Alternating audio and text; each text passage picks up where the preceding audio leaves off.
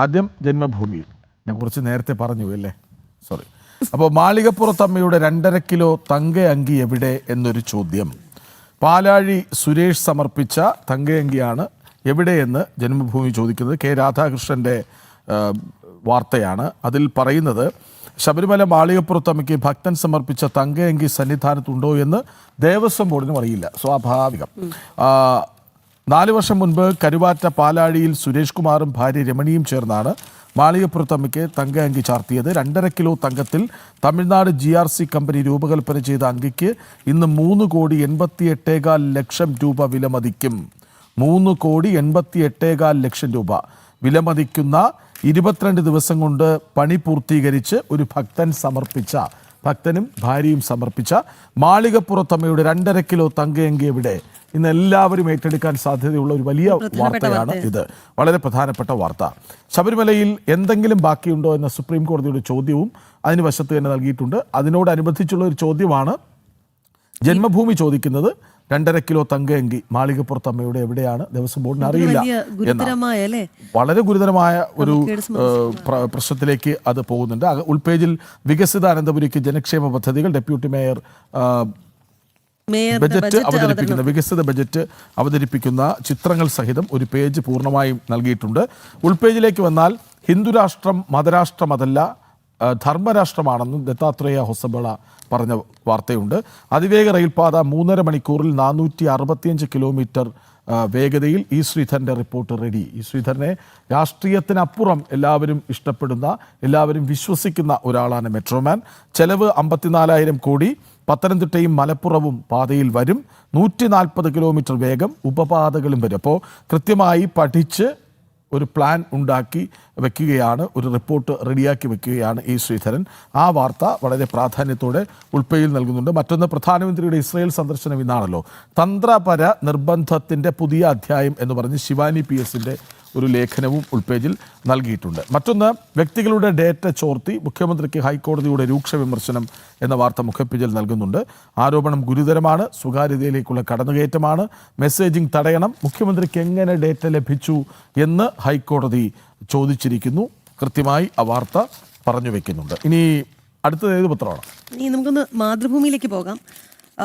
പ്രധാന പേജിൽ അവർ നൽകിയിരിക്കുന്ന വാർത്ത, ഇനി കേരളം. ഇന്നലെ നമ്മൾ കേരള ബില്ല് വയ്ക്കുന്നതിനെ കുറിച്ച് നമ്മൾ കേന്ദ്ര ഒരു തീരുമാനം പ്രതീക്ഷിക്കുന്നുണ്ട് എന്നുള്ളതാണ്. ആ വാർത്ത തന്നെയാണ് മാതൃഭൂമി വളരെ പ്രാധാന്യത്തോടുകൂടി നൽകിയിരിക്കുന്നത് എന്നുള്ളതാണ്. ഇനി കേരളം, കേരള എന്നത് കേരളമാക്കി മാറ്റാനുള്ള സംസ്ഥാന നിയമസഭയുടെ ശുപാർശയ്ക്ക് കേന്ദ്രമന്ത്രിസഭ അംഗീകാരം എന്നുള്ളതാണ്. മുഖ്യമന്ത്രിയുടെ ഓഫീസിൽ നിന്ന് മൊബൈൽ സന്ദേശം അയച്ചത് സ്വകാര്യതയിലേക്ക് കടന്നുകയറ്റം ഹൈക്കോടതി. സർവേ നടത്തുന്നതിൽ എന്താണ് തെറ്റ്? സുപ്രീം കോടതി. അതായത് കേരളത്തെ സംബന്ധിച്ചിടത്തോളം വളരെ സമഗ്രമായി തന്നെ ആ ഒരു വാർത്തയിൽ, വലിയ വാർത്തയെ അവർ നൽകിയിരിക്കുന്നു. എന്തൊക്കെയാണ് ഇന്നലെ കേരളം നേരിട്ടത്, കേരള സമിതിയായി നടക്കുന്നത്, എല്ലാം വളരെ പ്രാധാന്യത്തോടു കൂടി അവർ ഒറ്റ വാർത്തയായി കേരള, കേരള അങ്ങനെ പല ഭാഷകളിലായി തലക്കെട്ടോടുകൂടി നൽകിയിട്ടുണ്ട് എന്ന്. വളരെ ഇൻട്രസ്റ്റിംഗ് ആണ് ആ സ്റ്റോറി എന്നുള്ളതാണ്. സർക്കാർ ജീവനക്കാർ അടക്കമുള്ളവരുടെ മൊബൈൽ നമ്പറിലേക്ക് അനുവാദമില്ലാതെ മുഖ്യമന്ത്രിയുടെ ഓഫീസിൽ നിന്ന് സന്ദേശങ്ങൾ അയച്ചത് പ്രഥമ ദൃഷ്ടിയ സ്വകാര്യതയിലേക്കുള്ള കടന്നുകയറ്റമാണ് എന്ന് ഹൈക്കോടതി. ഇന്നലെ ഹൈക്കോടതി നടത്തിയ അതിരൂക്ഷമായ ഭാഷയിലുള്ള വിമർശനം നമ്മൾ ജന്മഭൂമിയിൽ കണ്ടതുപോലെ ആ വാർത്ത തന്നെയാണ് അവർ വളരെ പ്രാധാന്യത്തോടുകൂടി നൽകിയിരിക്കുന്നത് എന്നുള്ളതാണ്. ഒപ്പം തന്നെ ഈ നവകേരളം സർവേ നിർത്തിവെക്കണമെന്ന കേരള ഹൈക്കോടതി വിധിക്ക് ഇന്നലെ സുപ്രീം കോടതി ഒരു സ്റ്റേ കൊടുത്തിരുന്നു. അതെല്ലാം തന്നെ നൽകിയിട്ടുണ്ട്. ഇനി നമ്മൾ ഉൾപേജുകളിലേക്ക് പോയി കഴിഞ്ഞാൽ 5-ാം പേജിൽ വളരെ പ്രാധാന്യത്തോടു കൂടി തന്നെ 15-ാം നിയമസഭ 16 സമ്മേളനം 204 ദിവസം സഭ വെട്ടിച്ചുരുക്കി. നമുക്കറിയാം പ്രതിപക്ഷ ബഹളം, ശബരിമല സ്വർണ്ണ കവർച്ച നിയമസഭയെ വീണ്ടും പ്രക്ഷുബ്ധമാക്കുന്ന ഒരു സാഹചര്യമായിരുന്നു നമ്മൾ ഓരോ ദിവസവും കണ്ടുകൊണ്ടിരുന്നത്. ഒടുവിൽ അവർ ഈ സഭാ സമ്മേളനം തന്നെ വെട്ടിച്ചുരുക്കുന്ന ഒരു സാഹചര്യമുണ്ടായിരുന്നു. ആ വാർത്ത വളരെ പ്രാധാന്യത്തോടു കൂടി തന്നെ കൈകാര്യം ചെയ്തിട്ടുണ്ട് ഉൾപേജിൽ മാതൃഭൂമി എന്നുള്ളതാണ്. 15-ാം നിയമസഭ 16 സമ്മേളനങ്ങളിലായി ചേർന്നത് 204 ദിവസം, സമ്മേളിച്ചത് 1192 മണിക്കൂറും 23 മിനിറ്റും എന്ന് വളരെ വിശദമായി തന്നെ മാതൃഭൂമി എഴുതിയിട്ടുണ്ട്. ഒപ്പം തന്നെ ആ വാർത്തയിൽ ഒരു വളരെ ചെറിയ വാർത്തയായി അവർ നൽകിയിരിക്കുന്നത് ശബരിമല പോരിൽ അമർന്ന് സഭ എന്നുള്ളതാണ്. എന്താണ് സഭയിൽ സംഭവിച്ചത് എന്നുള്ളതാണ് വളരെ വിശദമായി നൽകിയിട്ടുള്ളത് മാതൃഭൂമി. സഭയിൽ 5 കൊല്ലം നടത്തിയ പോർവിളി ഇരു കൂട്ടരും ഇത്തിരി നേരം മറന്നു. പിന്നീട് എന്ത് സംഭവിച്ചു, അതായത് അതായത് എങ്ങനെയാണ് ഭരണ പ്രതിപക്ഷങ്ങൾ ഈ വിഷയത്തിൽ നടത്തുന്ന ഒരു നാടകീയത, അവർ നടത്തുന്ന നാടകീയ നീക്കങ്ങൾ എന്നുള്ളതാണ് വളരെ തന്ത്രപൂർവ്വം മാതൃഭൂമി പറഞ്ഞിരിക്കുന്നത് എന്നുള്ളതാണ്. കെ കെ രമ ഭരണപക്ഷത്തെ നോക്കി പറഞ്ഞു ഓൾ ദ ബെസ്റ്റ് എന്ന്. അവർ തിരിച്ചത് എങ്ങനെ കൈകാര്യം ചെയ്യുന്നു ഇതുള്ളതാണ്. ഇത്തരത്തിലാണ് അവർ നൽകിയിരിക്കുന്ന വാർത്ത. ഒപ്പം തന്നെ മാതൃഭൂമിയുടെ എഡിറ്റോറിയലിലേക്ക് വന്നു കഴിഞ്ഞാൽ ഉത്തരമില്ലാത്ത ദുരന്തങ്ങൾ, കോഴിക്കോട്ടെ വല്യങ്ങാടിയിലുണ്ടായ സ്ലാബ് തകർന്നുള്ള മരണം, അത്തരത്തിലുള്ള എവിടെയൊക്കെ എന്തൊക്കെ സംഭവിച്ചു, നമ്മുടെ സർക്കാരിന്റെ കെടുകാര്യസ്ഥത കൊണ്ട് കോട്ടയം മെഡിക്കൽ കോളേജിൽ സംഭവിച്ചത് എന്ത്, ഇതെല്ലാം തന്നെ വളരെ വിശദമായി അവർ എഡിറ്റോറിയൽ കൈകാര്യം ചെയ്തിട്ടുണ്ട് എന്നുള്ളതാണ് മാതൃഭൂമി. ശരി, നമുക്ക് മലയാള മനോരമയിലേക്ക് വന്നാൽ മലയാള മനോരമ PSC അപേക്ഷിക്കാനുള്ള പ്രായപരിധി 40 ആക്കി എന്ന വാർത്ത നൽകുന്നുണ്ട്. മറ്റൊന്ന്, ചിത്രങ്ങൾ സഹിതം ഘട്ടങ്ങൾ, വിവിധ ഘട്ടങ്ങൾ സഹിതം ചിത്രീകരിച്ചുകൊണ്ട് ജീവിതത്തിലേക്കൊരു ടിക്കറ്റ് എന്ന് പറഞ്ഞ് ബസ്സിനടിയിൽ കഴിഞ്ഞ ദിവസം കൊല്ലത്ത് പരവൂരിലൊരു അമ്മ ദൃശ്യം നമ്മൾ കണ്ടതാണ്. ബസ്സിന് മുന്നിലേക്ക് വരുന്നു. പക്ഷെ അത് ആ ഡ്രൈവറുടെ കുറ്റമായി ഒരിക്കലും നമുക്ക് കാണാൻ പറ്റില്ല. കാരണം ആ ആംഗിളിൽ ഒരിക്കലും മുന്നിലേക്ക് ഒരാൾ വരുന്നത് കാണാൻ പറ്റും എന്ന് തോന്നുന്നില്ല. കാരണം ഇടിച്ച് അടിയിലേക്ക് ആ അമ്മ വീണിട്ടും ഡ്രൈവർ ശകലം മുന്നോട്ട് പോയിട്ടാണ് നിർത്തുന്നത്. അപ്പോൾ സംഭവം അറിഞ്ഞു എന്ന് പോലും കരുതാൻ പറ്റാത്തൊരു കാര്യമാണത്.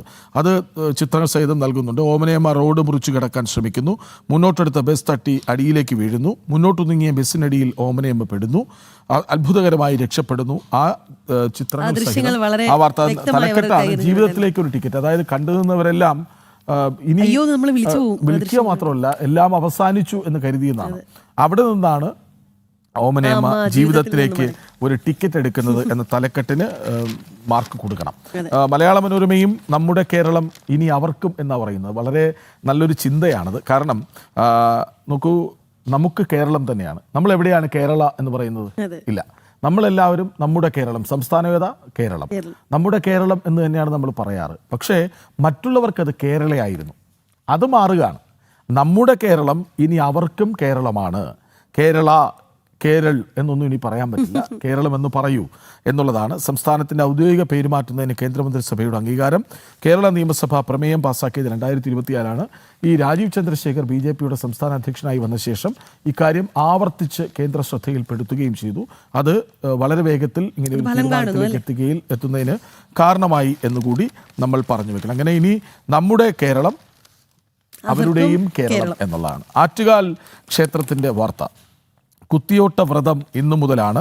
ക്ഷേത്രത്തിലേക്ക് ഭക്തർ ഒഴുകിയെത്തുന്നു. നമ്മളിന്ന് രാവിലെ 15-20 മിനിറ്റ് നമ്മളത് കാണിച്ചതാണ്. അമ്മമാരുടെ, കുട്ടികളുടെ, പെൺകുട്ടികളുടെ ഒക്കെ ഭക്തി നിർഭരമായ മനസ്സു നിറയുന്ന, കണ്ണു നിറയുന്ന കാഴ്ച അത് നമ്മൾ കണ്ടതാണ്. വളരെ പ്രാധാന്യത്തോടെ രണ്ടാമത്തെ പേജിൽ നൽകുന്നുണ്ട്. വർത്തമാനം പേജിൽ ആറ്റുകാൽ കുത്തിയോട്ട വ്രതം ഇന്നു മുതൽ. ആറ്റുകാൽ ഭഗവതി ക്ഷേത്ര പൊങ്കാല മഹോത്സവത്തോടനുബന്ധിച്ചുള്ള പ്രധാന ചടങ്ങുകളിലൊന്നായ കുത്തിയോട്ട വ്രതം ഇന്ന് ആരംഭിക്കും. 12 വയസ്സിൽ താഴെയുള്ള 581 ബാലന്മാരാണ് വ്രതമനുഷ്ഠിക്കാനായി അവിടെ ഉള്ളത് എന്നതാണ്.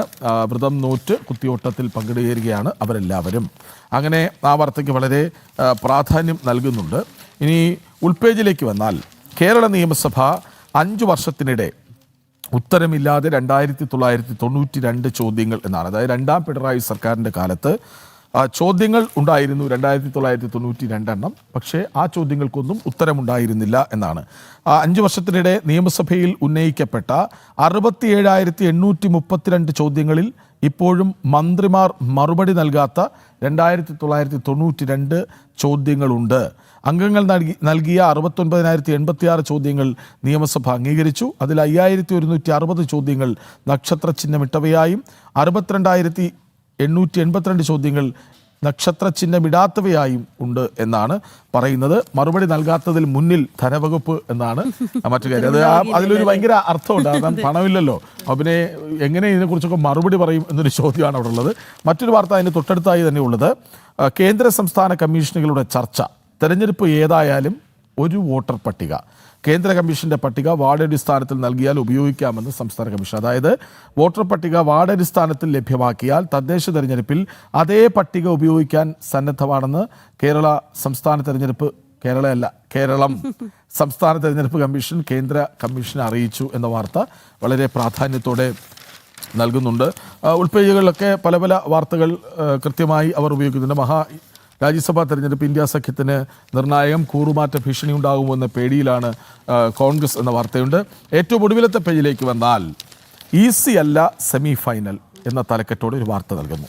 സെമി വേദിയിൽ ഭാരതം നിലവിലെ ചാമ്പ്യന്മാരാണ്, ഉണ്ടാകുമോ എന്നുറപ്പില്ല. അടുത്ത 2 കളികൾ ജയിച്ചാലും കഠിന പ്രയത്നം, ഒപ്പം വെസ്റ്റ് ഇൻഡീസ് ദക്ഷിണാഫ്രിക്കയോട് തോൽക്കാനുള്ള പ്രാർത്ഥനയും. സൂപ്പർ 8-ലെ ആദ്യ മത്സരത്തിലെ നടുക്കുന്ന തോൽവിയോടെ നിലവിലെ ചാമ്പ്യന്മാരായ ഇന്ത്യയുടെ സെമി സാധ്യതകൾ ഇപ്പോൾ തുലാസിലാണ്. കപ്പ് നേടാൻ ഏറ്റവും സാധ്യതയുള്ള ടീമെന്ന അമിത ആത്മവിശ്വാസത്തിൽ നിലം പൊത്തിയ ഇന്ത്യക്ക് സെമിയിലെത്താൻ മറ്റു ടീമുകളുടെ സഹായം കൂടി വേണം എന്നാണ്. മറ്റൊരു വാർത്ത കൂടി അഭിമാനത്തോടെ പറയട്ടെ. ടോപ്പ് ഓർഡറിലേക്കുള്ള തിരിച്ചുവരവ് ആഘോഷമാക്കി വിൻഡീസ് ബാറ്റർ ഷിംറോൺ ഹിറ്റ്മെയർ എന്ന തലക്കെട്ടുണ്ട്. അവിടെ സൂപ്പർ ഹിറ്റ്മെയർ എന്നാണ് പറഞ്ഞത്. നമ്മളിത് കഴിഞ്ഞ ദിവസം ഹിറ്റ്മെയർ എന്ന തലക്കെട്ടോടെ നമ്മൾ ജനം TV ഓൺലൈൻ കാർഡ് ചെയ്തിരുന്നു. അപ്പോൾ നമ്മുടെ അതേ തലക്കെട്ടാണെന്ന് വെച്ചാൽ കോപ്പി എന്നല്ല അർത്ഥം. നമ്മൾ ചിന്തിക്കുന്നത് മറ്റുള്ളവരും ചിന്തിക്കുന്നു എന്നൊരു സന്തോഷമാണ് അവിടെ പങ്കുവയ്ക്കാനുള്ളത്. ഇതാണ് മലയാള മനോരമയിലെ പ്രധാനപ്പെട്ട വാർത്ത. നമുക്ക് എന്തായാലും ഇനി ഒന്ന് കേരള കൗമുദിയിലേക്കാണ് ഒന്ന് കണ്ണോടിക്കാനുള്ളത്. തീർച്ചയായും ആദ്യ പേജിൽ ആദ്യ ചിത്രമായി നൽകിയിരിക്കുന്നത് ആറ്റുകാൽ ഭഗവതി ക്ഷേത്രത്തിലെ പൊങ്കാല മഹോത്സവത്തോടനുബന്ധിച്ച് ക്ഷേത്രത്തിൽ ദീപാരാധന തൊഴുന്ന ഭക്തരുടെ ചിത്രമാണ് എന്നുള്ളതാണ്. ഇനിയുള്ള പല ദിവസങ്ങളിലും ഇനിയുള്ള ദിവസങ്ങളിലെല്ലാം മിക്കവാറും ആറ്റുകാൽ ക്ഷേത്രത്തിൽ നിന്നുള്ള ഒരു ചിത്രം എന്തായാലും മിക്ക പത്രങ്ങളുടെയും ഫ്രണ്ട് പേജിൽ തന്നെ ഇടം പിടിക്കുമെന്നുള്ളതാണ്. ഇനി നമ്മൾ ഉൾപേജുകളിലേക്ക് പോയി കഴിഞ്ഞാൽ PSC അപേക്ഷ പ്രായം 4 വർഷം കൂടി കൂട്ടിയതിനെ കുറിച്ച് അവർ പ്രധാനമായും വാർത്ത നൽകിയിട്ടുണ്ട്. ഒപ്പം തന്നെ ഈ കേരള കൗമുദിയുടെ എഡിറ്റോറിയൽ എന്ന് പറയുന്നത് ഒഴിവാക്കാമായിരുന്ന കെട്ടിട ദുരന്തം, സംസ്ഥാനത്തിന്റെ കോർപ്പറേഷന്റെ വീഴ്ച എവിടെയൊക്കെ സംഭവിച്ചിട്ടുണ്ടോ നമ്മൾ മാതൃഭൂമിയിൽ കണ്ടതുപോലെ ആ ഒരു വീഴ്ച അവർ വളരെ വിശദമായി തന്നെ നൽകിയിട്ടുണ്ട് എന്നുള്ളതാണ്. ഇനി നമ്മൾ 7-ാം പേജിലേക്ക് പോയി കഴിഞ്ഞാൽ ആ വിസ്മയം പറവൂരിൽ സതീഷിനെതിരെ വത്സലയിറക്കാൻ BJP എന്നുള്ള വാർത്ത വളരെ പ്രാധാന്യത്തോടു കൂടി തന്നെ അവർ കൈകാര്യം ചെയ്തിട്ടുണ്ട്. MS സജീവന്റെ വാർത്തയാണത്. പറവൂരിൽ പ്രതിപക്ഷ നേതാവ് VD സതീഷിനെതിരെ വിസ്മയം പരീക്ഷിക്കാൻ BJP എന്നുള്ളതാണ് അവരുടെ വാർത്ത എന്നുള്ളതാണ്. നമ്മൾ താഴേക്ക് വന്നു കഴിഞ്ഞാൽ വളരെ പ്രാധാന്യത്തോടു കൂടി അവർ നൽകിയിരിക്കുന്ന മറ്റൊരു വാർത്ത, കള്ളിനെ ഇങ്ങനെ കൊച്ചാക്കാമോ എന്നുള്ളതാണ് തലക്കെട്ട്. ഒരു ഗ്രാഫിക്കൽ റെപ്രസെൻറ്റേഷനൊക്കെ നൽകിയിട്ടുണ്ട്. വിൽപ്പന സമയം കൂട്ടുന്നില്ല. ആകെ ഷാപ്പുകൾ 4800, രജിസ്റ്റേർഡ് തൊഴിലാളികൾ 14,000, താൽക്കാലിക തൊഴിലാളികൾ 10,000. എന്തായാലും ഈ കണക്ക് അത് എന്നെ സംബന്ധിച്ച് പുതുമയുള്ളതാണ്. ഇത്രയേറെ പേർ അവിടെ ജോലി ചെയ്യുന്നു എന്നുള്ളത് വളരെ പുതിയ ഒരു അറിവാണ് എന്നെ സംബന്ധിച്ചിടത്തോളം. ആ വാർത്ത നൽകിയിരിക്കുന്നത് ശ്രീകുമാർ പള്ളിയിലേത്ത് എന്ന മാധ്യമപ്രവർത്തകനാണ്. ബാറുകളുടെ പ്രവർത്തന സമയം സർക്കാർ 2 മണിക്കൂർ കൂട്ടി, പക്ഷേ കേരളത്തിലെ സ്വന്തം കള്ളിന് അവഗണന എന്നുള്ളതാണ് ആ വാർത്തയുടെ പ്രധാന ഒരു ഉള്ളടക്കം എന്ന് പറയുന്നത്. കള്ളിന്റെ വിൽപ്പന സമയം കൂട്ടണമെന്ന ലൈസൻസുകളുടെ ആവശ്യത്തോട് സർക്കാർ മുഖം തിരിച്ചു. ദൂരപരിധിയിലുമുണ്ട് ഒരു ന്യായവുമില്ലാത്ത വേർതിരിവ് എന്നുള്ളതാണ് ആ വാർത്ത പറയുന്നത്. കള്ള് കേരളത്തിന്റെ തനത് പാനീയമാക്കുമെന്ന് പ്രഖ്യാപിച്ച സർക്കാരാണ് ഇത്. 4800 കള്ള് ഷാപ്പുകളുണ്ട്, 1,00,000-ഓളം തൊഴിലാളികളുണ്ട്. കള്ള് വ്യവസായത്തെ പുഷ്ടിപ്പെടുത്താൻ എന്ന പേരിൽ സർക്കാർ ടോഡി ബോർഡ് രൂപീകരിച്ചത് എന്തിനാണോ ആവോ എന്നാണ് ഈ പത്രത്തിൽ ഈ വാർത്ത വളരെ പ്രാധാന്യത്തോടു കൂടി തന്നെ ചോദിക്കുന്നത്. 8.98% മാത്രം വീര്യമുള്ള കള്ള് വിൽക്കാൻ ആരാധനാലയങ്ങൾ, വിദ്യാലയങ്ങൾ, ശ്മശാനങ്ങൾ എന്നിവിടങ്ങളിൽ നിന്ന് 400 മീറ്റർ ദൂരപരിധി പാലിക്കണം. എന്നാൽ 42% വീര്യമുള്ള വിദേശമദ്യം വിൽക്കുന്ന 4 സ്റ്റാർ വരെ ഉള്ള ബാറുകൾക്ക് 200 മീറ്ററും 5 സ്റ്റാറിന് 50 മീറ്ററും മാത്രം ദൂരപരിധി മതി എന്നുള്ളതാണ്. രാവിലെ 9 മുതൽ രാത്രി 9 വരെയാണ് കള്ളുഷാപ്പുകളുടെ പ്രവർത്തന സമയം. മൊത്തം വിരോധാഭാസമാണ് എന്നുള്ളതാണ് ആ വാർത്ത പ്രധാനമായും ചൂണ്ടിക്കാട്ടുന്നത് എന്നുള്ളതാണ്. ഇങ്ങനെയാണ് കേരള കൗമുദിയിലെ ഒരു ഉള്ളടക്ക പേജുകളിലേക്ക് പോയി കഴിഞ്ഞാൽ പ്രധാനമായും ഈ വാർത്ത കൈകാര്യം ചെയ്തിട്ടുണ്ട്. മറ്റ് വാർത്തകൾ പല വാർത്തകളും നൽകിയിട്ടുണ്ട്. പിണറായിയുമായി അഭിമുഖം നടത്തി മോഹൻലാൽ ഇന്നലെ വന്ന ആ ഒരു ടീസർ, ആ ടീസറിനെ കുറിച്ച് അവർ വാർത്ത കൈകാര്യം ചെയ്തിട്ടുണ്ട്. ഒപ്പം തന്നെ ലൈഫ് പദ്ധതി ചിലർക്ക് കണ്ണിലെ കരട് എന്ന മുഖ്യമന്ത്രി പറഞ്ഞത് ആ വാർത്ത നൽകിയിട്ടുണ്ട്. ഒപ്പം തന്നെ BJP ഇന്നലെ ശബരിമല സ്വർണ്ണക്കൊള്ള ക്ലിഫ് ഹൗസിന് മുന്നിൽ അയ്യപ്പ ജ്യോതി തെളിയിച്ച ആ സംഭവം അത് വലിയ പ്രാധാന്യത്തോടുകൂടി തന്നെ കൗമുദി കൈകാര്യം ചെയ്തിട്ടുണ്ട്. ഇനി നമുക്ക് മറ്റ് പത്രങ്ങളിലേക്ക് ഹിന്ദുവിലേക്ക് പെട്ടെന്ന് പോയി വരാം. ഉൾപേജിലെ ഒരു വാർത്തയാണ്, in central Travancore BJP turns to influential Christians. അതായത് മധ്യ തിരുവിതാംകൂറിൽ BJPയുടെ ചുവടുവയ്പ് എങ്ങനെയാണ് ക്രിസ്ത്യൻ മത വിഭാഗക്കാരെ കൂടെ നിർത്താനുള്ള നീക്കങ്ങൾ, അത് കുറേ നാളായി സജീവമാണ്, ഏറെക്കുറെ അത് വിജയകരവുമാണ്. Party is banking on the possibility of a swing in Catholic voting patterns. The strategy involves fielding prominent Christian faces in key community-dominated constituencies across the region. And താഴെ പറയുന്നുണ്ട്, യൂണിയൻ മിനിസ്റ്റർ കേന്ദ്രമന്ത്രി George Kurian is being considered for കാഞ്ഞിരപ്പള്ളിയിൽ മത്സരിച്ചേക്കും. And PC George for പൂഞ്ഞാറിൽ P C ജോർജും മത്സരിക്കുന്നു. അതായത് മധ്യ തിരുവിതാംകൂറിൽ കൂടുതൽ ക്രിസ്ത്യൻ സ്ഥാനാർത്ഥികൾക്ക് പരിഗണന കൊടുക്കാൻ BJP തീരുമാനിക്കുന്നു. അത് ക്രിസ്ത്യൻ സമുദായത്തോട് അടുക്കുന്നതിൻ്റെ ഭാഗമായാണ് എന്ന വാർത്ത ഉൾപേജിൽ നൽകുന്നുണ്ട്. മറ്റൊന്ന്, അമ്പലക്കള്ളന്മാർക്ക് മാപ്പ് തരില്ല എന്ന ഫോട്ടോ സഹിതം. നമ്മളത് ശ്രദ്ധിക്കുമ്പോൾ വളരെ രസമാണ്. അതായത് ഈ ഇംഗ്ലീഷ് പത്രം നിറയെ ഇംഗ്ലീഷ് അക്ഷരങ്ങൾ, വാക്കുകൾ, വാചകങ്ങൾ, അതിനിടയിൽ ഒരു ഫോട്ടോയിൽ മലയാളം തെളിഞ്ഞു നിൽക്കുമ്പോൾ അത് കാണാൻ ഒരു വല്ലാത്ത രസമാണ്. അതാണ് ഒരുപക്ഷെ ഹിന്ദുവിലെ ഏറ്റവും പ്രധാനപ്പെട്ട ഒരു വാർത്തയായി നൽകിയിരിക്കുന്നത്. ഇനി നമുക്കൊന്ന് ദി ടൈംസ് ഓഫ് ഇന്ത്യയിലേക്ക് പോയി കഴിഞ്ഞാൽ ആദ്യ പേജ് നേരത്തെ പറഞ്ഞതുപോലെ നമ്മുടെ സുപ്രീം കോടതിയുടെ പരാമർശമൊക്കെ ഉണ്ട്, SIR വിഷയമുണ്ട്. ഇനി നമുക്ക് എന്തായാലും ടൈം സിറ്റി എന്താണ് നമ്മുടെ നഗരത്തിലെ വിശേഷം വാർത്ത എന്നുള്ളതാണ്. തിരുവനന്തപുരം നഗരത്തിൻ്റെ വാർത്തയാണ് സ്വാഭാവികമായും ടൈം സിറ്റി കൈകാര്യം ചെയ്തിരിക്കുന്നത്. Corp envisions to make capital city of peace. നമ്മുടെ ഇതാണ് തലക്കെട്ട്. നമ്മുടെ നഗരത്തിലെ ബജറ്റ്, നഗരത്തിൻ്റെ ബജറ്റ് ഇന്നലെ നമ്മൾ വളരെ വിശദമായി തന്നെ കൈകാര്യം ചെയ്തിരുന്നതാണ്. എന്തൊക്കെ എങ്ങനെയൊക്കെ ബജറ്റിൽ വകയിരുത്തിയിട്ടുണ്ട്, വളരെ വിശദമായി തന്നെ അവർ ആ പേജിൽ ഈ വാർത്ത കൈകാര്യം ചെയ്തിട്ടുണ്ട് എന്നുള്ളതാണ്. Change inevitable, Thiruvananthapuram must lead it, മേയറിൻ്റെ വാക്കുകളാണ്. ഇത് തലക്കെട്ടോടുകൂടി തന്നെ അതും ആ വാർത്തയും നൽകിയിട്ടുണ്ട്. Welfare gets a major push എന്താണ് അവർ നൽകിയിരിക്കുന്ന മറ്റൊരു തലക്കെട്ട്. BJP unveils its maiden budget with major allocation for housing and waste management. നമ്മുടെ നഗരത്തിൻ്റെ വലിയൊരു പ്രശ്നമാണല്ലേ ഈ മാലിന്യ നിർമ്മാർജ്ജനം എന്നുള്ളത്. അതിന് കൃത്യമായ ഒരു വകയിരുത്തൽ ഇന്നലെ ബജറ്റിലുണ്ടായിരുന്നു. അത് വളരെ വ്യക്തമായി തന്നെ ഈ വാർത്തയും ചൂണ്ടിക്കാട്ടുന്നുണ്ട് എന്നുള്ളതാണ്. BJP led city corporation on Tuesday presented its maiden budget with a total outlay of ₹1,751 crore. This marked a decrease of ₹176 crore from the previous allocation of ₹1,928 crore. എങ്ങനെയാണ് നമ്മൾ ബജറ്റിനെ BJP ഭരണസമിതി നോക്കിക്കണ്ടത്, അതിലേക്ക് അടുത്തത്, എങ്ങനെയൊക്കെ വകയിരുത്തലുകൾ വന്നു, അതും കഴിഞ്ഞ ഭരണസമിതി നടത്തിയതിൽ നിന്ന് എവിടെയൊക്കെ ആ വീഴ്ചകൾ വന്നു എന്ന് ചൂണ്ടിക്കാട്ടിക്കൊണ്ട്, അല്ലെങ്കിൽ ആ ഒരു വീഴ്ചകൾ മറികടന്നുകൊണ്ടുള്ള ഒരു വകയിരുത്തൽ നമ്മുടെ പുതിയ ഭരണസമിതി നടത്തിയിട്ടുണ്ട് എന്നുള്ളതാണ്. ബജറ്റ് എല്ലാ തരം ആൾക്കാരെയും ചേർത്ത് പിടിക്കുന്നുണ്ട്. ഞാനത് പറയാൻ കാരണം 18 വയസ്സ് കഴിഞ്ഞ ഒരു യുവാവും യുവതിയും വെറുതെ നിൽക്കാൻ പാടില്ല. അവർക്ക് തൊഴിൽ ഉറപ്പാക്കുന്ന പദ്ധതിക്കായി കോടികൾ മാറ്റിവെച്ചിട്ടുണ്ട്. സ്ത്രീകളുടെ ഉന്നമനത്തിനായി പണമുണ്ട്. ഇനി നഗരസഭയ്ക്ക് കീഴിൽ ഒരാളും സ്വന്തമായി വീടില്ലാത്തവരുണ്ടാകരുത്. അവർക്ക് പൂർണ്ണമായി കുറച്ച് പൈസ കൊടുക്കാം, ബാക്കി നിങ്ങളിട്ട് എന്നല്ല, പൂർണ്ണമായും നഗരസഭ പണം കൊടുക്കും. മാത്രമല്ല പ്രധാനമന്ത്രിയുടെ പദ്ധതിയിൽ ഉൾപ്പെടുത്തി വീണ്ടും ഭവന പദ്ധതിക്കായി പണം മാറ്റിവെച്ചിട്ടുണ്ട്. അപ്പോൾ അതൊന്നും അത്ര ചെറിയ കാര്യമില്ല. പിന്നെ തെരുവ് നായകളെ എങ്ങനെ അവർക്ക് ഷെൽട്ടർ ഹോംസ് ഒരുക്കണം, അല്ലേ, വന്ധീകരണം, ഇതിനെല്ലാം തന്നെ പ്രത്യേകം ഫണ്ട് വകയിരുത്തി. തിരുവനന്തപുരം തലസ്ഥാന നഗരത്തെ സംബന്ധിച്ചിടത്തോളം 1 മാലിന്യം, 2 വെള്ളക്കെട്ട്, 3 തെരുവുനായ ശല്യം, 4 എല്ലാവർക്കും സമാധാനം. അപ്പോൾ ആ സമാധാനം പറഞ്ഞിരിക്കുന്നത് എന്നുള്ളത് തന്നെയാണ്. എന്തായാലും നമുക്ക് മറ്റ് പേജുകളിലേക്ക് കൂടി പോയി കഴിഞ്ഞാൽ ഹൊസബലയുടെ വാക്കുകൾ നേരത്തെ നമ്മൾ പത്രത്തിൽ കണ്ടതുപോലെ concept of Hindu Rashtra is rooted in ധർമ്മ ഹൊസബാലെ എന്ന തലക്കെട്ടോടു കൂടിയാണ് അവർ ആ വാർത്ത കൈകാര്യം ചെയ്തിരിക്കുന്നത്. The concept of Hindu Rashtra and that of a theological state are not one and the same. Hindu Rashtra is a concept based on the principles of dharma, said RSS General Secretary Dattatreya Hosabale. He was speaking at the inaugural session of Blooming Bharat, young intellectual meet organized at the Rajiv Gandhi Center for Biotechnology as part of Sangh Parivar's centenary celebrations on Tuesday. ഇന്നലെ നടന്ന പരിപാടിയിൽ അദ്ദേഹം സംസാരിച്ചതാണ്.